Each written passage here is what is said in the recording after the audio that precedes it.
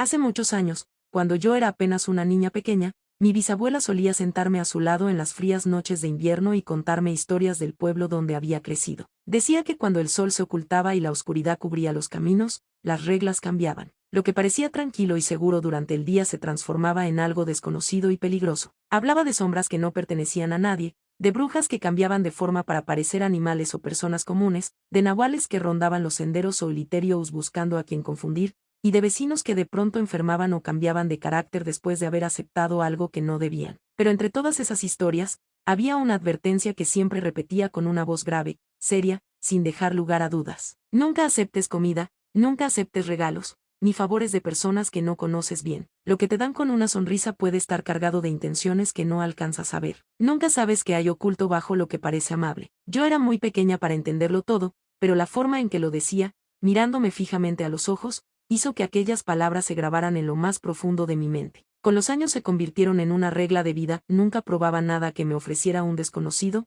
ni confiaba en obsequios que llegaban sin motivo aparente. Durante mucho tiempo creí que eran solo cuentos antiguos, supersticiones de un tiempo pasado para asustar a los niños y que no se alejaran de casa, hasta la noche en que todo cambió. Fue una tarde tranquila, como cualquier otra. El sol comenzaba a teñir el cielo de tonos rojizos cuando mi mamá entró a casa cargando un canasto de mimbre cubierto con un paño blanco. Al levantarlo un poco, pude ver el contenido, manzanas de un rojo intenso y brillante, como pulidas una a una, peras de forma perfecta, racimos de uvas grandes y oscuras, y naranjas que desprendían un aroma dulce y fuerte que se extendió por toda la cocina en cuestión de segundos. ¿De dónde salió todo esto?, le pregunté, sintiendo desde el primer instante una sensación extraña, como un nudo en la garganta. Me lo regaló la vecina de la última casa de la calle, respondió ella con una sonrisa, acomodando el canasto sobre la mesa. Inmediatamente recordé lo que mi bisabuela me había enseñado. Mamá, no debiste aceptarlo. Ella soltó una carcajada, como si estuviera repitiendo algo absurdo. Ya vas a empezar con los cuentos de tu bisabuela. Es solo fruta, cariño, no pasa nada. No insistí. La fruta tenía un aspecto impecable,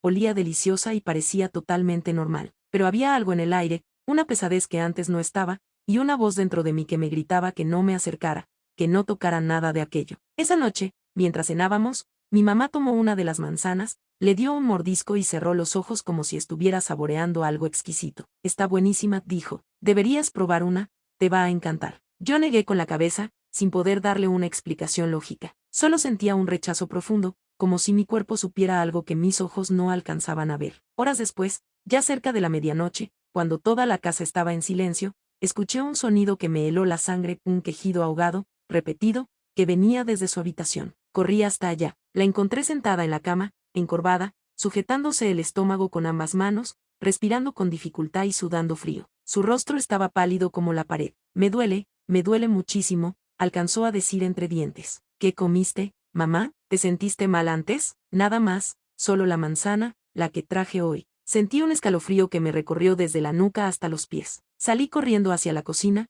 con el corazón latiéndome con fuerza en el pecho. Al llegar, tomé el borde del paño que cubría el canasto y lo levanté de golpe. Lo que sentí en ese momento fue algo que jamás podré olvidar. Un olor denso, amargo, a descomposición, a humedad y podredumbre, me golpeó en la cara con tanta intensidad que tuve que retroceder varios pasos tapándome la nariz y la boca. Cuando volví a mirar, la fruta ya no era la misma. Las manzanas, antes rojas y brillantes, ahora estaban cubiertas de manchas negras y viscosas, con la piel agrietada y goteando un líquido oscuro. Las peras se habían ablandado hasta parecer masa en descomposición. Los racimos de uvas se habían convertido en una sustancia pegajosa y, entre cada grano, se movían cientos de pequeños gusanos blancos que se retorcían sin parar. Las naranjas estaban secas, arrugadas y negras por dentro. Era imposible. Apenas habían pasado unas horas desde que entraron a la casa. No había forma de que se pudrieran tan rápido. Entonces, entre los restos de la fruta, vi algo que no debía estar ahí, un pequeño muñeco. Lo saqué con mucho cuidado, usando el borde de una servilleta para no tocarlo directamente. No medía más de 15 centímetros. Estaba armado con ramas secas y quebradizas, unidas entre sí por hilos negros,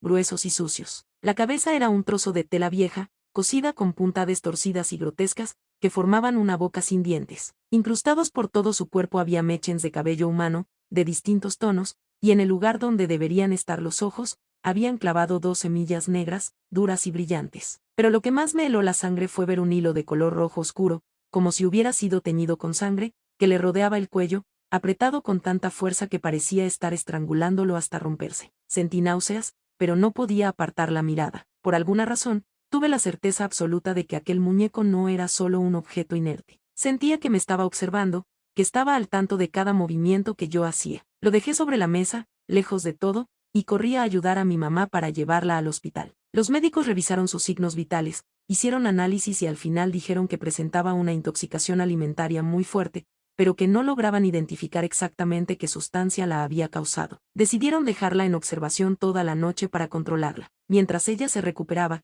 regresé a casa para buscar sus cosas. La calle estaba completamente vacía, oscura y silenciosa, con solo la luz de las feroúles que parpadeaba de vez en cuando. Pero durante todo el trayecto sentí algo que me ponía los nervios de punta, la sensación de que alguien caminaba justo detrás de mí. Escuchaba pasos, lentos, arrastrándose sobre el suelo. Pero cada vez que me giraba bruscamente para ver, no había nadie. Solo la calle vacía y las sombras alargadas de los árboles. Cuando entré a la cocina y encendí la luz, sentí que el corazón se me salía del pecho. El muñeco ya no estaba donde lo había dejado, había desaparecido. Revisé la mesa, el suelo, las sillas, todo con manos temblorosas, hasta que levanté la vista y lo vi. Estaba sentado en el respaldo de una silla, justo frente al pasillo oscuro que daba hacia las habitaciones, inmóvil, con la cabeza ligeramente inclinada hacia un lado, como si estuviera esperando a que yo me durmiera. No podía haber cambiado de lugar solo. Nadie más había entrado a la casa. Tomé una bolsa de plástico gruesa, me acerqué con mucho cuidado y lo metí adentro, cerrándola con varios nudos. Fue en ese momento cuando noté algo que me heló hasta los huesos. Uno de los mechens de cabello que tenía pegado al pecho estaba húmedo,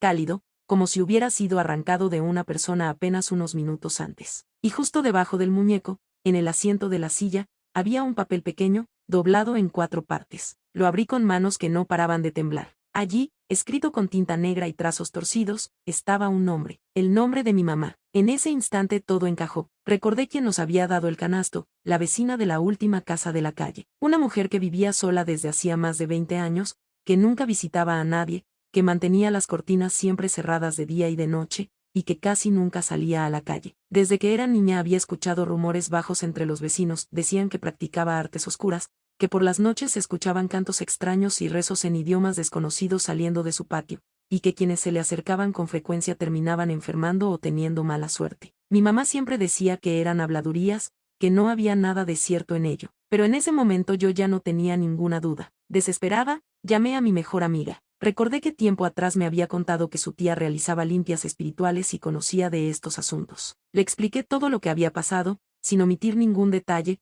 y al terminar ella guardó silencio unos segundos. Vamos a verla ahora mismo, me dijo. No pierdas tiempo. Tomé el canasto vacío y la bolsa con el muñeco, salí de nuevo y sentí que la sensación de ser vigilada se volvía más fuerte que nunca. En varias ocasiones, al cruzar bajo las feroúles, vi una silueta oscura al final de la calle, inmóvil, esperando. Pero en cuanto enfocaba la vista, desaparecía entre las sombras. Cuando llegamos a casa de su tía, la mujer abrió la puerta antes de que siquiera tocáramos. No nos saludó, solo clavó la mirada en la bolsa que yo apretaba entre mis manos. Su rostro cambió de inmediato, se puso serio y sus ojos se agrandaron. Entren rápido, dijo en voz baja. Nos está observando desde la oscuridad. Dentro de la casa el ambiente era denso, pero tranquilo. Había veladoras encendidas, manojos de hierbas secas colgados del techo y frascos de vidrio con líquidos y raíces desconocidas. Nos hizo sentarnos y tomó la bolsa con un paño limpio, con mucho cuidado, como si fuera algo que pudiera morder o envenenar con solo tocarlo. Al sacar el muñeco y observarlo detenidamente,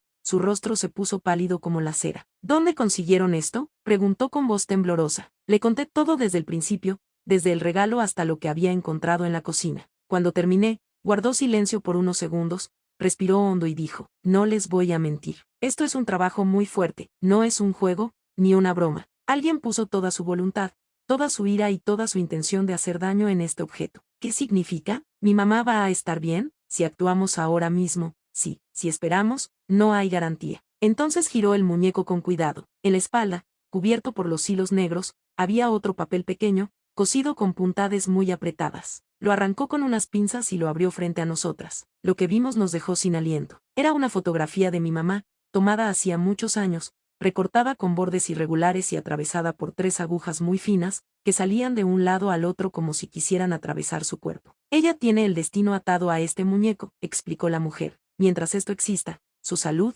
su paz y su vida corren peligro. Nos llevó al patio trasero. Allí, en el centro, había una olla grande de hierro negro, cubierta de hollín y rodeada de cenizas antiguas. Arrojó dentro el canasto, los restos de fruta y, con mucho cuidado, el muñeco y los papeles. Después roció todo con un líquido aceitoso y encendió el fuego. Al principio las llamas subieron despacio, pero todo parecía normal, hasta que el calor comenzó a envolver al muñeco. Entonces escuchamos un sonido, tac, luego otro, tac, y otro más fuerte, tac. El muñeco se movía solo, golpeaba el fondo de la olla, se retorcía entre las llamas, daba vueltas como si estuviera luchando por salir, como si sintiera dolor y quisiera escapar de las llamas. Mi amiga comenzó a llorar asustada. Yo me quedé paralizada, sin poder apartar la mirada. La tía no dejaba de recitar oraciones en voz alta, cada vez con más fuerza. Y entonces ocurrió algo que jamás podré borrar de mi memoria. Desde el centro del fuego, entre el crepitar de la madera y el humo, surgió una voz. Era débil, ronca, como si saliera de una garganta seca y herida, pero era inconfundiblemente una voz humana.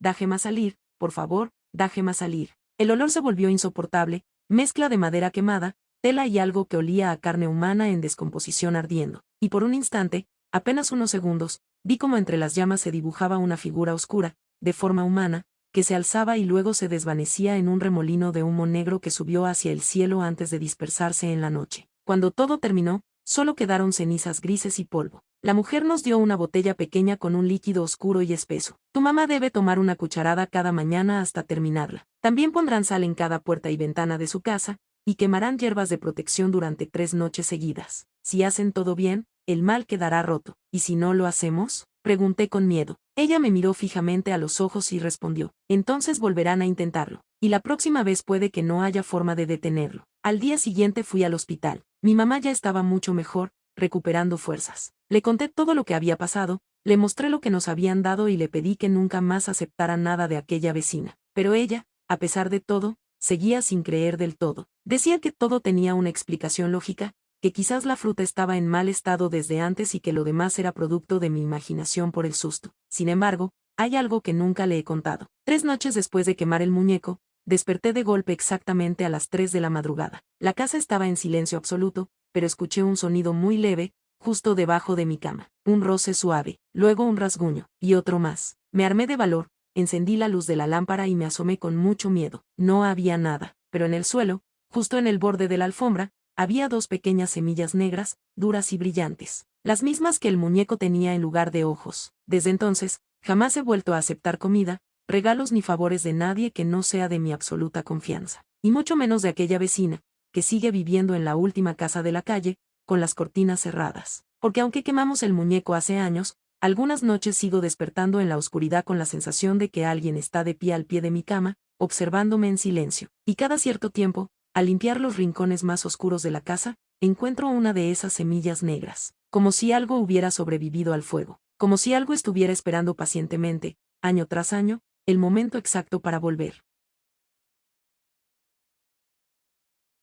Hace algunos años, cuando estudiaba para convertirme en maestro, existía una especie de regla no escrita, una novatada silenciosa que todos los estudiantes conocían de antemano. Para empezar a ejercer, primero nos enviaban a comunidades alejadas, muy lejos del ruido y la luz de la ciudad. Si querías solicitar un cambio a una escuela más cercana, primero debías cumplir al menos 2 años completos trabajando en el lugar que te asignaran. A mí no me pareció un castigo. Al contrario, acepté sin dudarlo demasiado. Me dijeron que la escuela contaba con una pequeña habitación exclusiva para los maestros foráneos, así que no tendría que preocuparme por pagar renta ni buscar alojamiento en un lugar desconocido. Parecía una buena oportunidad para empezar, pero desde el mismo momento en que puse un pie en aquel pueblo, algo en el aire me advirtió que no sería todo tan sencillo. La gente era extremadamente reservada. Caminaban por las calles con la mirada baja, hablaban en voz baja y, cuando me cruzaba con ellos, apenas asentían con la cabeza o desviaban la vista rápidamente. Al principio pensé que simplemente no estaban acostumbrados a recibir gente de afuera,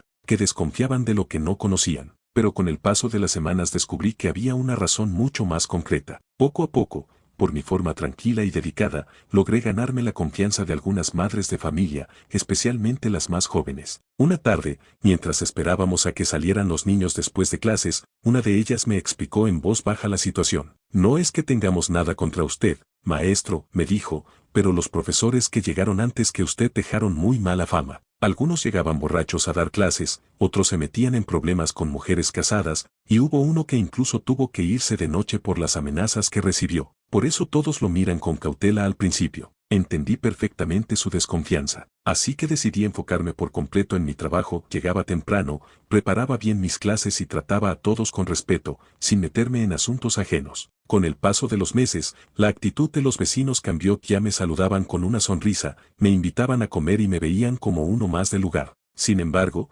aunque todo parecía ir bien, había algo que me inquietaba cada noche, algo que no lograba explicar con lógica. Frente a mi pequeña habitación había un edificio antiguo, una construcción de adobe con 2 salones que hacía años estaban abandonados. Las ventanas no tenían vidrios, solo marcos vacíos por donde entraba el viento, y las puertas estaban entreabiertas, colgando de sus bisagras oxidadas. Pues bien, cada noche, sin falta, justo cuando el reloj marcaba las 9 de la noche, aparecía allí una lechuza enorme. Se posaba en el marco de la ventana más alta, en el mismo lugar exacto, noche tras noche. Al principio me pareció algo curioso, incluso normal. En una zona tan alejada era común ver aves nocturnas buscando alimento, pero conforme pasaban los días, aquella presencia dejó de parecerme inofensiva y comenzó a ponerme los nervios de punta. La lechuza nunca cazaba, nunca se movía para buscar ratones o insectos, nunca emitía el típico sonido que hacen estas aves. Simplemente permanecía allí, inmóvil, con la cabeza girada hacia un lado, mirando directamente hacia mi ventana. Era como si no fuera un animal que pasa por casualidad, sino algo que había tomado posición para vigilar cada uno de mis movimientos. Había pasado poco más de un mes desde mi llegada cuando decidí comentárselo a un amigo que tenía en la ciudad. La señal telefónica en aquel lugar era pésima, apenas podía enviar mensajes de texto cuando el viento soplaba en cierta dirección y las nubes se despejaban un poco. Una noche, por suerte, logré conectar y le conté todo con detalle, la lechuza, su tamaño, su mirada fija, como nunca se movía ni hacía ruido. ¿Y qué hace exactamente?, me preguntó. Nada, le respondí. Solo se queda ahí parada, observándome, durante horas, hasta que amanece. Después de unos minutos de silencio, me llegó su respuesta, y al leerla me quedé con la boca abierta. Invítala a pasar por sal. ¿Qué dices?, le contesté, pensando que me estaba tomando el pelo. Hazlo, en serio, insistió. Si es una lechuza normal, no pasará nada, se irá volando asustada. Pero si es otra cosa,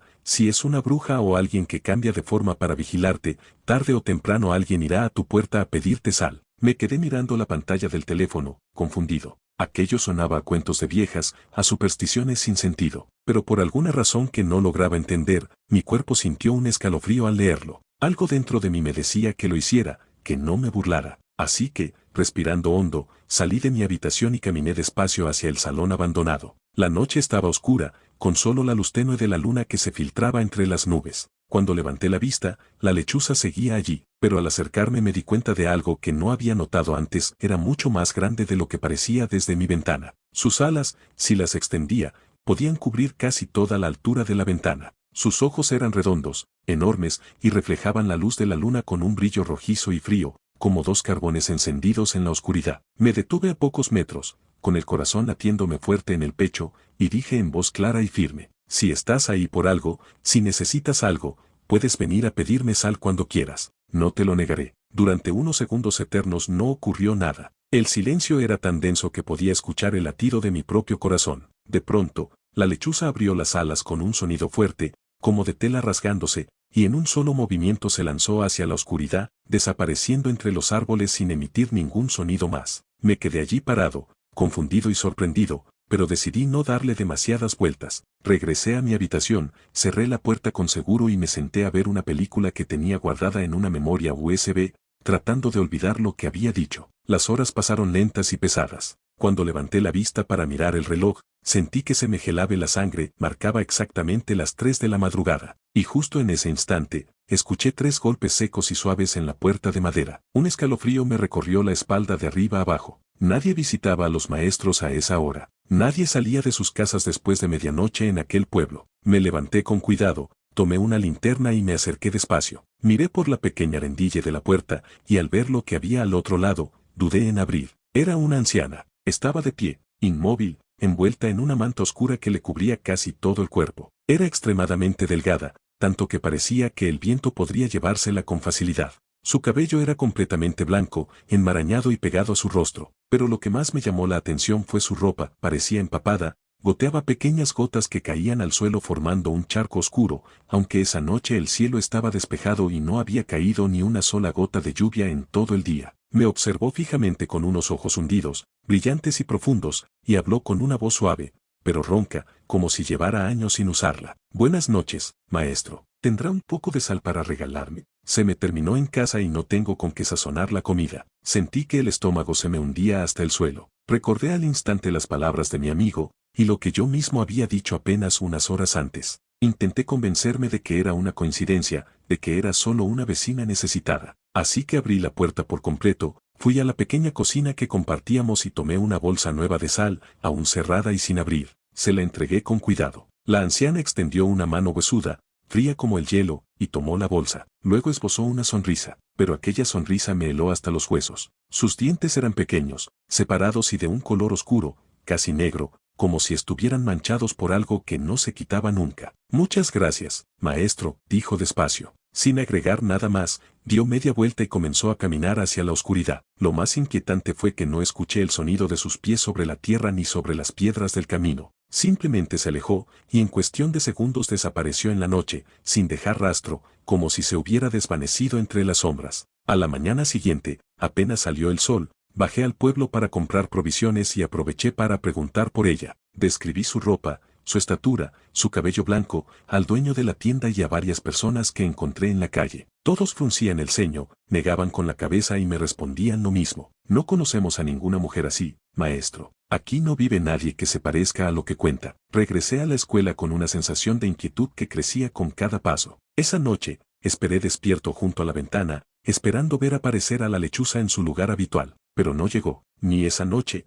ni la siguiente, ni la que le siguió. Por primera vez en más de un mes, el marco de la ventana permaneció vacío y oscuro. Pensé que todo había terminado, que lo que fuera que me vigilaba se había ido para siempre. Sin embargo, una semana después ocurrió algo que jamás he podido explicar, algo que me hizo dudar de todo lo que creía saber. Estaba ordenando viejos libros y cuadernos en uno de los salones abandonados cuando moví un escritorio pesado y polvoriento para limpiar detrás. Allí, escondida en la sombra, encontré una fotografía antigua, envuelta en una capa de polvo y telarañas. La tomé y la limpié con la manga de mi camisa. Al ver lo que mostraba, sentí que el corazón se me detenía por un instante. Era una fotografía en blanco y negro, desgastada por el tiempo, que mostraba a un grupo de maestros y personal de la escuela, posando frente al mismo edificio donde yo vivía. Por la ropa y el estilo de la imagen, tenía que tener varias décadas de antigüedad. Pero lo que me paralizó fue que, entre todas las personas, aparecía de pie, al fondo, una mujer anciana delgada,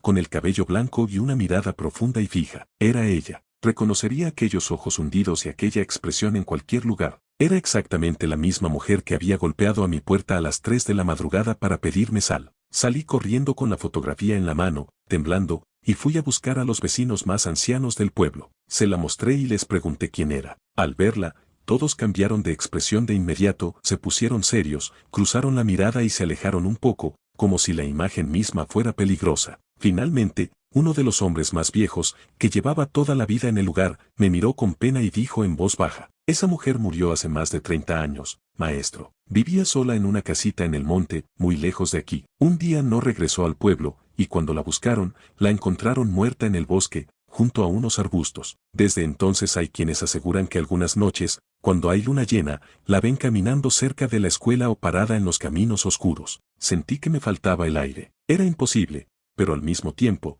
todo encajaba. Regresé a mi habitación con la fotografía guardada en lo más profundo de mi mochila, y esa noche no pude pegar ojo. Me quedé sentado en la cama, con la linterna encendida, esperando cualquier cosa, y justo cuando el reloj marcó las 3 de la madrugada, escuché un sonido suave, rasposo, que venía desde afuera de mi ventana. Era como el roce de garras duras sobre la pared de adobe. Me armé de valor, me acerqué despacio y levanté la cortina para mirar hacia afuera. No había nadie caminando, no había sombras humanas, pero allí, en el mismo lugar de siempre, posada en el marco de la ventana del salón abandonado, estaba la lechuza, inmóvil, observándome con esos ojos brillantes y fríos, y en su pico, sostenía con firmeza algo blanco y rectangular. Cuando amaneció y salí a revisar, encontré lo que había dejado justo debajo de mi ventana. Era la bolsa de sal que le había entregado a la anciana aquella noche. Seguía cerrada, con su sello intacto, sin abrir, sin usar, como si jamás hubiera salido de mi cocina. Han pasado muchos años desde que me fui de aquel pueblo,